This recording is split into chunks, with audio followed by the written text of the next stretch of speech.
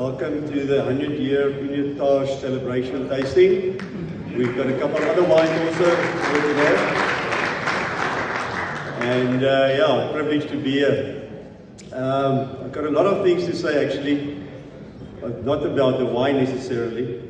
But yeah, great to have you all here and hope you enjoy the wine.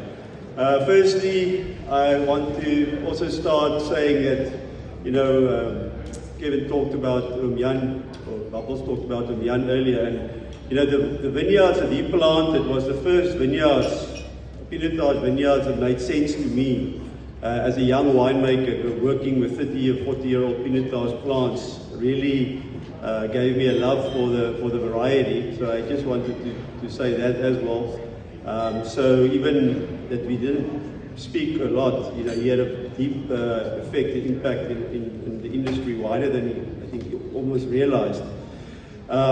So most of my life I've worked with granite Pinotages coming from granites. And this is the first year I've got the Beerslaar Pinotage on auction. And hopefully, you know, you'll be as excited about this as you've been about the Kanonkop in the past. The wines that I make for Beerslaar normally come from shale vineyards. So when I decided on a guild wine, I wanted to combine these two aspects because I always saw the benefits of granites giving you this beautiful structure, but then you also get this perfume and elegance coming from the shale soil. So